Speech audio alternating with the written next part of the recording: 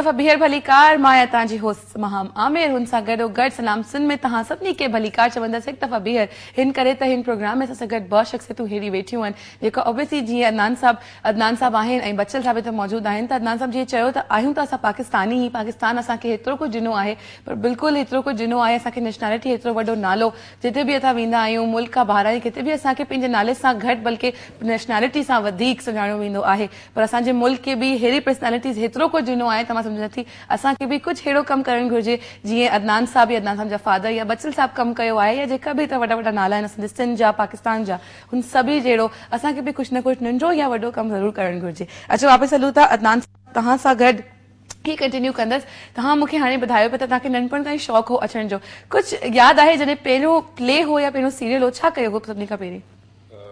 BTV ते 94 ते मुंहिंजी पहिरीं अपीयरेंस हुई हा ऐं मुंहिंजे उस्ताद मोहतरम जनाब काज़िम पाशा साहब जी उन्हनि जो पहिरियों सीरियल मां कयो पहिरीं अपीयरेंस हुई उनजो नालो ड्रामे एतराफ़ 94 खां शुरू कयो ऐं उन खां पोइ ॿिया चैनल आया जेका बि नंढपण के हवाले खां मूंखे माहौल असांखे अहिड़ो मिलियो आहे सब जो लोग होते थे जितने भी हम लोग एक्टर्स होते थे हम तो देखते थे चाहे अल्लाह जो नसीब करे वो मोइन अंकल हो मोइन अख्तर साहब हो बाबा हो बहुत सारे नाम है किस किस का नाम तलत अंकल हो बहुत सारे लोग हैं तो हम लोग जब ड्रामे रिकॉर्ड हो जाते थे तो क्वार्टर होता था 3 4 12 तो हर साल में 4 सीरियल्स बन रहे हैं तो उसमें हर एपिसोड हर एक्टर के घर पे बैठ के देखा जाता था हर एक्टर एक्ट्रेस को अपने घर से कोई वन डिश बना के लेके आता था जी तो वो यूज्ड टू सिट टुगेदर के बैठे और साथ खाए भी साथ में प्ले भी देखे अपने एपिसोड भी देखे इस तरह का हमने माहौल देखा मतलब मैजिकल एक माहौल था। हाँ बड़ा मतलब बड़ा जिसे कहते हैं कि वो चीज शायद अब दोबारा नहीं आ सकती क्योंकि इतना कमर्शियल दौर हो गया है। बिल्कुल सर बच्चा सर तव्हां सां ज़रूरु पुछंदसि ही ॿुधाइजो छो जीअं अदनान साहब हिन ॻाल्हि सां गॾु कंटिन्यू कंदसि तव्हां बि माशाल्लाह डायरेक्टर आहियो हेतिरा वॾा वॾा सीरियल्स तव्हां कया आहिनि जियो चैनल जेको आहे एतिरो वॾो चैनल हुनजो सभिनी खां पहिरीं ड्रामो जेको हो सीरियल हो 100 एपिसोड जो हू तव्हां कयो हो सोप सीरियल त हू माशाल्लाह हेतिरो वॾो हो त मूंखे ॿुधाइजो छो एतिरी चेंजिस अची वियूं आहिनि हिन करे त कॉम्पिटिशन वधी वियो आहे। बिल्कुल कॉम्पिटिशन तमाम घणो आहे ऐं हेल्दी कॉम्पिटिशन आहे हींअर जेको बि सुठो प्रोडक्शन कंदो उहो सर्वाइव कंदो बिल्कुल कंहिं दफ़े में त इहो हूंदो त असां प्रोडक्शन ठाहींदासीं पोइ जेका बि आहे जीअं भई हली वेंदी हाणे उहो न आहे। अच्छा तव्हां नंढी एक्टिंग बि कई आहे थोरी घणी तव्हां ॿुधायो त हा हू करे छॾी हुई कंहिं ज़माने में ज़ाहिर आहे मुंहिंजो उस्ताद मंज़ूर कुरैशी साहब आहे ऐं मां तमामु शुक्रगुज़ार आहियां मंज़ूर कुरैशी साहब जो हींअर वक़्तु जीअं आहियां मंज़ूर साहब जे करे ई आहियां त मंज़ूर साहब जो हिकिड़ो प्रोग्राम हूंदो चए चिटो असांजे सिंध जो तमामु मशहूरु उन में तमामु मूंखे जेको आहे न मेन रोल्स ॾींदा हुआ त तव्हां कयो असांजा तमामु साथी हूंदा हुआ लतीफ़ मुन्नो साहब वारा उन्हनि सां गॾु असां सिखियो पर पोइ मुंहिंजी जेका हुई जेका सोच हुई उहा डायरेक्शन न हुई त मंज़ूर साहब चयो त को बि हिकिड़ी शइ कर ऐं परफेक्ट कर जेकॾहिं तूं को बि कुझु बि थियणु थो चई त हिकिड़ो कर कुझु जेकर तूं डायरेक्टर थियणु थो चई त डायरेक्शन अचु एक्टिंग थो थियणु एक्टिंग में अचु कुझु बि थियणु चई हिकिड़ो कर ऐं तूं परफेक्ट कर। बिल्कुलु मंज़ूर सर तो ऑब्वियसली हेतिरे माण्हुनि जी फेवरेट पर्सनैलिटी ऐं मतिलबु नो डाउट सिंध जो हेतिरो वॾो नालो बिल्कुलु हेतिरा माण्हुनि खे पसंदि कंदा आहिनि हेतिरो सभु कुझु मंज़ूर साहब त बिल्कुलु मां अॼु बि मंज़ूर साहब खे बाबा साईं चवंदो आहियां इन जे करे त तमामु मां मंज़ूर साहब सां गॾु रहियो आहियां ऐं उन मुंहिंजी हर मतिलबु मां अमेरिका में बि हूंदो हुउमि त मां कॉल करे मंज़ूर साहब खां पुछंदो हाणे मां छा कयां। बिल्कुलु एज़ अ डायरेक्टर तव्हां कमु कयो सभिनी खां पहिरीं जेको तव्हांजो कमु हो हुनमें तव्हांखे छा मुश्किलात तव्हांजे साम्हूं आयूं हीअ ऑब्वियसली ॾाढो कॉमन क्वेश्चन हूंदो पर ज़रूरु हिते पुछंदसि तव्हां सां जॾहिं मां सीनियरनि सां गॾु कमु कयो पहिरियां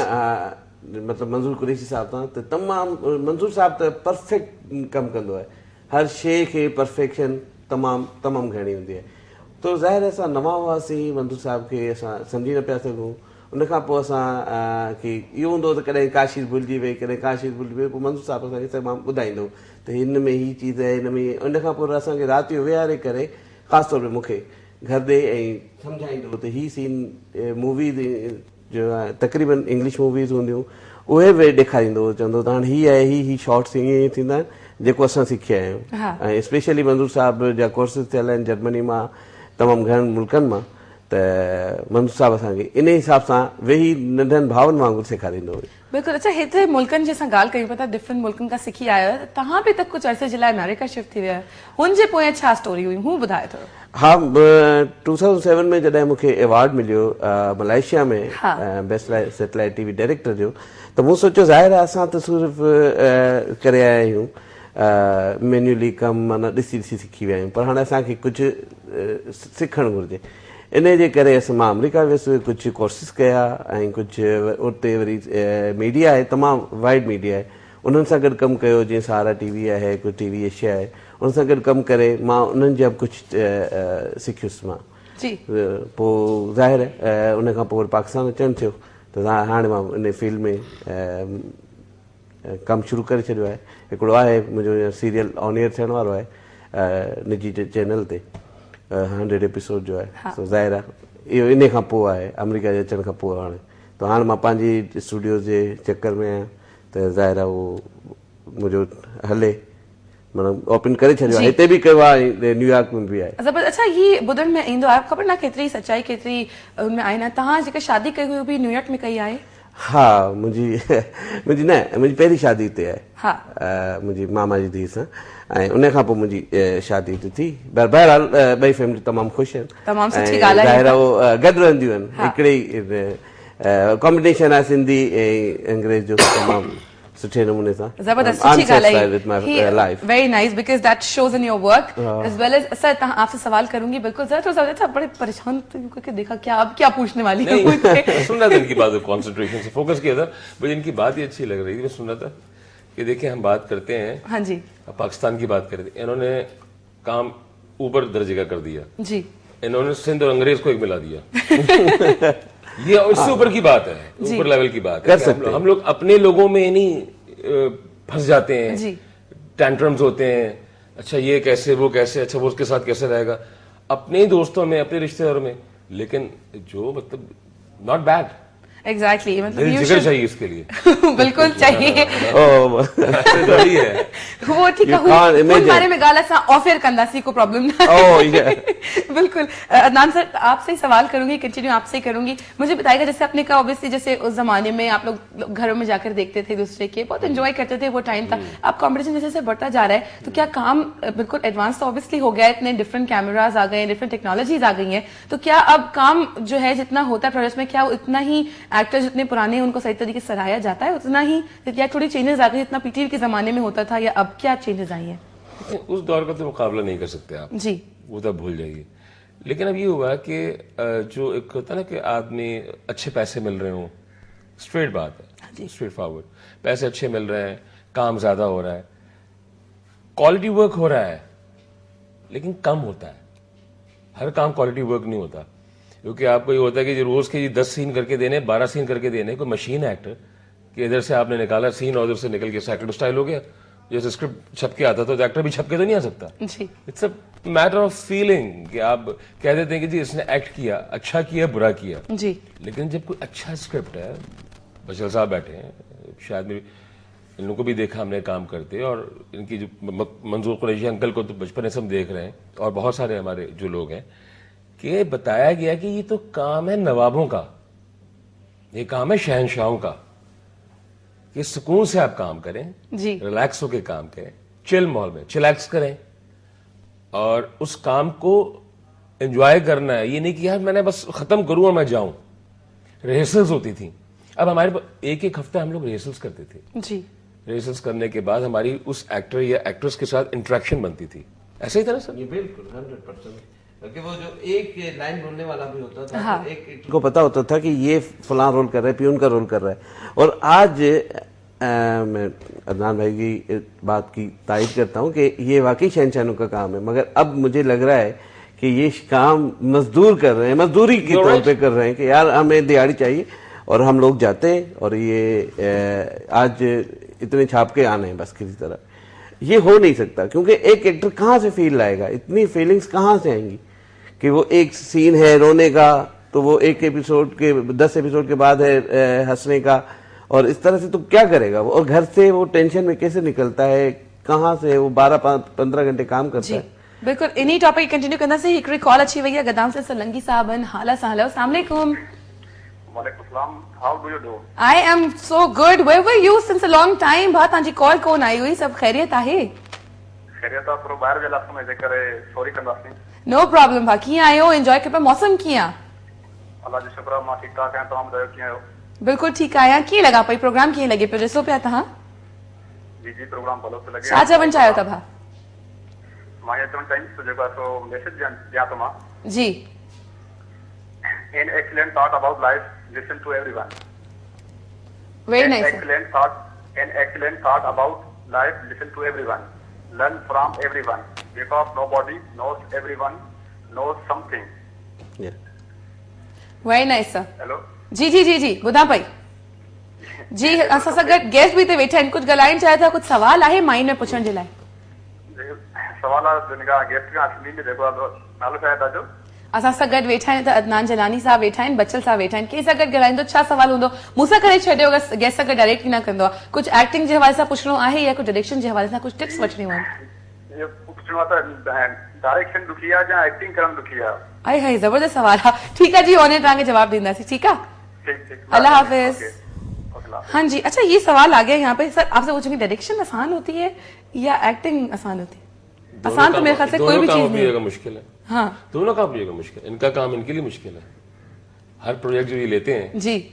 ये कोई किसी प्रोजेक्ट को नया शुरू करते हैं तो हमें तो और हमसे ज्यादा मुश्किल में ये इसलिए होते हैं कि हमें तो सिर्फ अपने कैरेक्टर को कंसीव करना है अपने कैरेक्टर पे कंसंट्रेट करना है ऐसा नहीं है हम अपने ओवरऑल और एक्टर्स के साथ इंटरेक्ट अभी भाई का जो फोन आया था सलंगी भाई का कि हमें रिहर्सल्स करवाई जाती थी कि डायरेक्टर का तो ये काम होता था कि अगर सिर्फ हीरो या हीरोइन ये सेंट्रल कैरेक्टर वो नहीं अगर पीएन का कोई कैरेक्टर भी कर रहा है तो उस पे भी उसकी वही तवज्जो होती थी हाँ जी कि उसका सीन अगर रिकॉर्ड किया जा रहा है शूट किया जा रहा है तो उससे भी परफेक्शन चाहिए वो सारे कैरेक्टर्स को देख रहा होता है तो मेरे ख्याल में डायरेक्टर की जॉब जो है बनस्बतन एक्टर के सबको लुक आफ्टर करना सब क्योंकि वो सब उसके बेबीज होते हैं बिल्कुल सर आप तव्हां इन सां गॾु एग्री कयो था मुंहिंजे नज़र में जंहिंखे जेको कमु अची थो वञे उहो हुनजे लाइ मुश्किल थी थो वञे हा वेरी गुड जेकॾहिं डायरेक्शन हिकु डायरेक्टर डायरेक्शन करे पियो पर उहो करे पियो माना असांजे चवंदा आहिनि फील्ड में छापे पियो त हुनखे ठीकु आहे पर जेकॾहिं हुनखे डायरेक्शन करणु अची थो वञे त हिकिड़ो सीन बि हुन लाइ मुश्किल थी थो वञे करणु त हाणे मां हीउ छा कयां छो जो हाणे मूंखे उहो कमु हुनखे अची वियो आहे सम्झो था न जॾहिं एक्टर हिकिड़ो एक्टिंग करे थो पर जॾहिं हुनखे उहा चीज़ फील अचे थी त हाणे मूंखे मां परफेक्ट थियण वारो आहियां मां उॾां वञा पियो त हुनखे ॾाढो मुश्किल थींदो हिकिड़ो सीन बि करणु न त जेकॾहिं न आहे जॾहिं न आहे त हू ॻाल्हाए हलियो थो अचे हुनखे का ख़बर आहे त मां छा थो कयां बिल्कुलु हिन सां गॾु गॾु हिकिड़ी कॉल वठो हेलो अस्सलाम वालेकुम केरन कॉल ते गुलाम हुसैन भाई हेलो वालेकुम अस्सलाम शहर गुलार की खबर बनाया बिल्कुल बिल्कुल कीअं आहियो मज़े में आहियो फिट आहियो क्या छा पियो कयो एंजॉय कयो पिया प्रोग्राम ॾिसो पिया जी जी बिल्कुल तव्हांजो प्रोग्राम असां ॾिसी रहिया आहियूं एंजॉय करे रहिया आहियूं तमामु सुठो ज़बरदस्त मज़ो अची रहियो आहे बच्चन साहब आहे